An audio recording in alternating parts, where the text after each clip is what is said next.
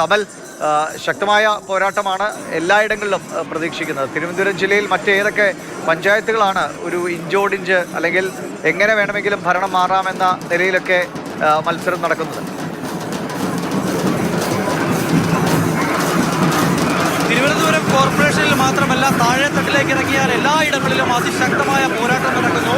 പ്രത്യേകിച്ചും തിരുവനന്തപുരത്തെ ഈ കോർപ്പറേഷൻ കഴിഞ്ഞാൽ വാശിയേറിയ പോരാട്ടം നടക്കുന്നത് 4 നഗരസഭകളിൽ. ആ 4 നഗരസഭകളിൽ രണ്ടിടത്ത് വർക്കലയിലും ആറ്റിങ്ങലിലും സൂപ്പർ പോരാട്ടം നടക്കുകയാണ്. കാരണം ശക്തമായ ത്രികോണ പോരാട്ടം. BJPക്ക് ുള്ള 2 നഗരസഭകൾ. അവിടെ കഴിഞ്ഞ നിയമസഭാ തെരഞ്ഞെടുപ്പിൽ BJPയുടെ തേരോട്ടം നമ്മൾ കണ്ടതാണ്. BJP 1ാം സ്ഥാനത്തേക്ക് എത്തുന്ന സാഹചര്യം പോലും ഉണ്ടായി. അപ്പോൾ അവിടെ വലിയൊരു പോരാട്ടം നടക്കുന്നു. മാത്രമല്ല, ആ 2 തദ്ദേശ സ്ഥാപനങ്ങളിലും വർക്കലയിലും അതോടൊപ്പം തന്നെ ആറ്റിങ്ങലിലും 2ാം സ്ഥാനത്ത് BJP ആണ് എന്നുള്ള സാഹചര്യം കൂടി നിലനിൽക്കുന്നു. ഇത്തവണ അവിടെ ഒരു തിരിച്ചുവരവിനുള്ള ശ്രമം UDF നടത്തുന്നു. കഴിഞ്ഞ തവണത്തെ വിജയം ആവർത്തിക്കാനുള്ള ശ്രമം LDFന്റെ ഭാഗത്തു നിന്നും ഉണ്ടാകുന്നു. അങ്ങനെ വരുമ്പോൾ ആ 2ഇടങ്ങളിലും അതിശക്തമായ പോരാട്ടം ഉണ്ടാകുന്നു. നെയ്യാറ്റിൻകര നഗരസഭയിലാണ് എങ്കിൽ കഴിഞ്ഞ തവണ കയ്യകലത്തിൽ നഷ്ടപ്പെട്ട ഒരു നഗരസഭയാണ് UDFന്. ഇത്തവണ അത് തിരിച്ചു പിടിക്കാനുള്ള പോരാട്ടം നടത്തുമ്പോൾ കഴിഞ്ഞ തവണത്തെ സ്ഥിതി മെച്ചപ്പെടുത്താൻ ഒരു പോരാട്ടം LDFന്റെ ഭാഗത്തു നിന്നും ഉണ്ടാകുന്നു. കഴിഞ്ഞ തവണ നേടിയതിലും കൂടുതൽ സീറ്റുകൾ നേടി നില മെച്ചപ്പെടുത്താൻ ഒരു പോരാട്ടം BJPയുടെയും NDAയുടെയും ഭാഗത്തു നിന്നും ഉണ്ടാകുമ്പോൾ നെയ്യാറ്റിൻകര നഗരസഭയിലും ആവേശം കൊടുമുടിയിലേക്ക് എത്തുകയാണ്. അതിന് സമാനമായി തന്നെയാണ് നെടുമങ്ങാടുള്ള മേഖലകളിലെയും അവസ്ഥ.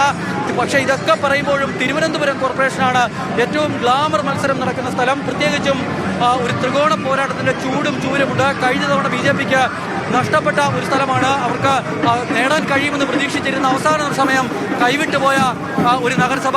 ആ നഗരസഭയിൽ പ്രധാനമന്ത്രി നരേന്ദ്രമോദിയുടെ വാഗ്ദാനങ്ങൾ, രാജീവ് ചന്ദ്രശേഖറിന്റെ വാഗ്ദാനങ്ങളൊക്കെ ഉയർത്തിക്കാട്ടി തിരുവനന്തപുരം തിരിച്ചു പിടിക്കാൻ കഴിയും, തിരുവനന്തപുരത്തെ പിടിച്ചെടുക്കാൻ കഴിയുമെന്ന പ്രതീക്ഷ BJP പങ്കുവെക്കുകയാണ്. എന്തായാലും കഴിഞ്ഞ തവണ ഉണ്ടായിരുന്ന 52 സീറ്റ്, ആ 52 സീറ്റ് 57ലേക്കെങ്കിലും മിനിമം വർദ്ധിപ്പിക്കുമെന്നാണ് ഇടതുപക്ഷത്തിന്റെ ആത്മവിശ്വാസം. തിരുവനന്തപുരം നഗരസഭ കൈവിടാൻ CPMനെ സംബന്ധിച്ച്, ഇടതുപക്ഷത്തിനെ സംബന്ധിച്ച് അവരുടെ ചിന്തയിൽ പോലും ഉദിക്കുന്ന കാര്യമല്ല. അങ്ങനെ ഒരു നഷ്ടം സംഭവിച്ചാൽ അത് വരാനിരിക്കുന്ന നിയമസഭാ തെരഞ്ഞെടുപ്പിൽ തലസ്ഥാന ജില്ലയിൽ ഏത് തരത്തിൽ പ്രതികൂലമായി ബാധിക്കുമെന്ന് നല്ല ബോധ്യം ഇടതുപക്ഷത്തിനുണ്ട്. അതിനാൽ തന്നെ തിരുവനന്തപുരം നഗരസഭ വിട്ടുപോകുന്നതിനെ പറ്റി ഒരു ചിന്ത പോലും ഇടതുപക്ഷ ക്യാമ്പിലില്ല. പക്ഷേ ഇതിനൊക്കെ അപ്പുറത്തേക്ക് ഈ പോരാട്ടത്തെ ഏറ്റവും സുന്ദരമാക്കുന്നത് UDFന്റെ അതിശക്തമായ മത്സരമാണ്. കഴിഞ്ഞ 1-2 തദ്ദേശ തെരഞ്ഞെടുപ്പുകളിൽ തിരുവനന്തപുരം കോർപ്പറേഷനിൽ അപ്രത്യക്ഷമായിരുന്നു UDF എന്ന് പറയേണ്ടി വരും, അപ്രസക്തമായിരുന്നു UDF എന്ന് പറയേണ്ടി വരും. വെറും 10 സീറ്റ് മാത്രം, അതും കോൺഗ്രസിന്റെ സീറ്റ് എണ്ണം എന്ന് പറയുന്നത് 2 അക്കം പോലും കടന്നില്ല. 8 സീറ്റുകൾ മാത്രമാണ് കോൺഗ്രസിനുണ്ടായിരുന്നത്. 2 ലീഗിന്റെ സീറ്റും ചേർത്ത് മുഴുവൻ 10 സീറ്റ് എന്നുള്ളതായിരുന്നു UDFന്റെ നില.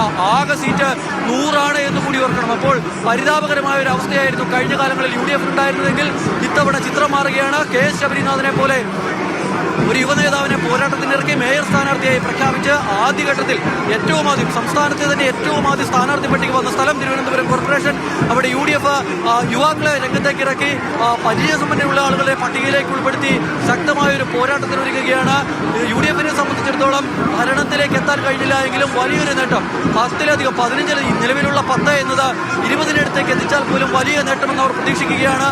അങ്ങനെ UDFും കഴിഞ്ഞ തവണ കൈവിട്ടുപോയ തീരദേശ മേഖല വിഴിഞ്ഞം, അടക്കമുള്ള പൂന്തുറ അടക്കമുള്ള തീരദേശ മേഖലകളുണ്ട്. അത് UDFന്റെ കോട്ടകൊത്തളമായിരുന്ന സ്ഥലങ്ങൾ. അവിടെ കഴിഞ്ഞ തവണ ചെങ്കൊടി പാറി.